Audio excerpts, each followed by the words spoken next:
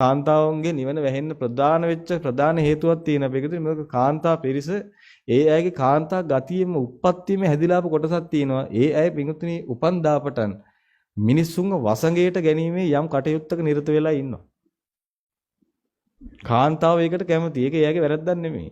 ඒකේ ගතියත් එක්ක එන එක. ඒ නිසා තමයි 64ද 65ද 64යි. 64 මායම කියන මායම්නේ 64 මායම් කියන ඒවා ඒ කාන්තාවට ආවේනික වෙලා තියෙන එකයි. ඒ අය දන්නෙත් නෑ ඒගොල්ලෝ එහෙම කරනවා. ඔය 64 මායම් කියලා කියන්නේ ලේසි පහසු දෙයක් නෙමෙයි පිටුද. කෙලිම කාන්තාවක් මනුස්ස උප්පත්තියෙන් කෙලිම උප්පත්තියෙන් පස්සේ කෙලිම ඔසුපත් නරකයකට ඇදලා දාන්න තියෙන වැඩපිළිවෙලක් ඔය තියෙන්නේ. ඔය කරන්නේ පිටුද මිනිස්සුන්ව වසඟයට ගන්න එක. දැන් කාන්තාවක් පාරේ යනකොට හැමතිස්සෙම හිතනවා මගේ දිහා හැමෝම බලයි කියලා. පොඩි කැමැත්තක් තියෙනවා කවුරු හරි හැමතිස්සෙම ඉඳගෙන ඉවරලා පොඩි විහිළුවක් තහලුවක් කරනවා නම් පොඩි කැමැත්තක් තියෙනවා. මම මේ කියන්නේ සරුණ ඔබ ගැන. පොඩි කැමැත්තක් තියෙන විහිළුවක් එහෙම කරනවා නමුත් විහිළුවක් කරාට කැමැත්තක් තිබුණාට ඒක කරදර කරන්න ආවොත් මේකට අකමැති. නමුත් ඔය පාරක් අයිනේ ඔබ යනකොට හැමතිස්සෙම ඔබ දිහා ලොකු අවධානය යුක්තව බලාගෙන ඉන්නවනේ. හැමදාම ඇහිල්ලා එහෙම බල ඉන්නවනේ. ඔබගේ පස්සෙන් එනවා වගේ හැඟෙනවනේ ඒකට පොඩි කැමැත්තක් තියෙනවා. පස්සෙන් ඇහිල්ල වෙලා කොහෙට හරි ඈදගෙන යන්න හැදුවොත් මේකට අකමැති. නමුත් පස්සෙන් එන එකට කැමැති.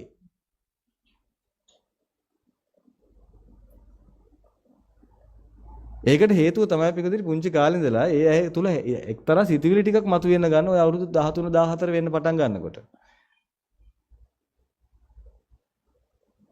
අර බොහොම තරුණ වයසට හිමින්පත් වෙනකොට එවැනි සිතුවිලි පහළ වෙන්න ගන්නවා. ඒ සිතුවිලි පහළ වෙන්න ගත්තට පස්සේ පිටුදිරි මේ මනුස්සයා දන්නෙත් නැහැ. ඒ මනුස්සයාට එහෙම හිතෙන්න ගන්නවා. ඔය කර්මානුරූපීව තමයි එහෙම හිතෙන්නේ. ඒ හිතුණාට පස්සේ එයාට හැමතිස්සෙම හිතෙනවා අපි තව මිනිස්සුන්ගේ වසඟයට ගන්න. ඒ කියන්නේ තමන් කෙරෙහි ආකර්ෂණය කරව ගන්න. ඒ ආකර්ෂණය කරගන්න ඕනකම නිසා මොකද කරන්නේ? එක එක જાති සංකාර කරනවා ඒ උදෙසා. ඒ කරන ඒවා ලිස්ට් කරාට පස්සේ ඒක 64 කියලා දාගන්න පුළුවන්. ඒ කරන්නේ ඒකට. නමුත් ඒ කාන්තාව ඒක දන්නේ නැතුණාට මේකතුනේ ඒකෙන් ඒ මිනිස්සයාට මහ පුදුම විනාශයක් සිද්ධ වෙනවා. නිකන් හිතලා බලන්න පිංගුතුනේ.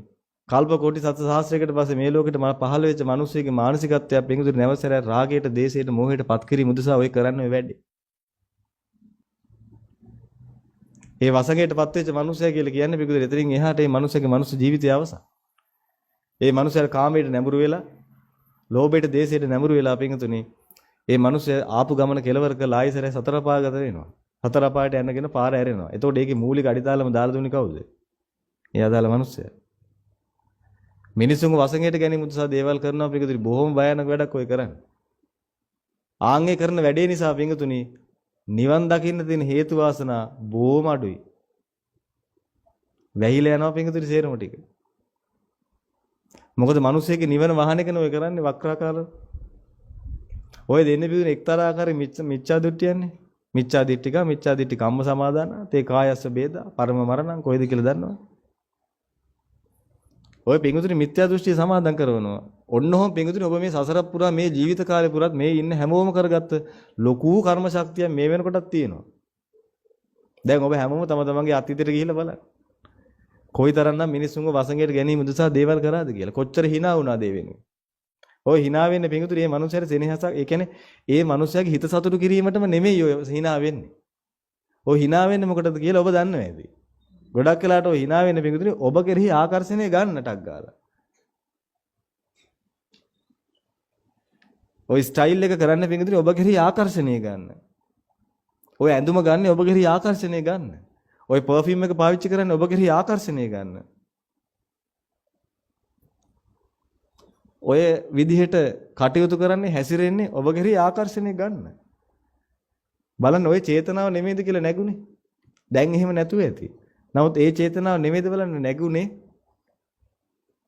දැනුත්වම කල්පනා කරලා බලන්න පිංගුතුනි. ඒකයි මේ සමාජ ජීවත් වෙනකොට පිංගුතුනි හොඳට කල්පනා කරලා බලන්න ඔබ මේ දේවල් කරන්නේ මිනිස්සුන්ගේ ආකර්ෂණය ඔබ කෙරෙහි ළඟා කර ගන්නද කියලා. පිරිමි පාර්ශවය අතරින් ඔය දේවල් ඕන තරම් වෙනවා ඇති. මන් දන්නේ නැහැ. ඔබ කෙරෙහි ආකර්ෂණය ළඟා කර ගැනීම උදෙසා නම් ඔය කරන්නේ පිංගුතුනි බොහොම භයානක වැඩක් ඔය කරන්නේ. මොකද ඕකෙන් වෙන්නේ ඔබ මිනිස්සෙකුට නිවන දෙනව නෙමෙයි. මේ මිනිස්සයාගේ නිවන වනසනවා කියලා හිතුවා නම් ඔయిత වඩා හොඳයි ඔය දෙකම එකයි. නේද?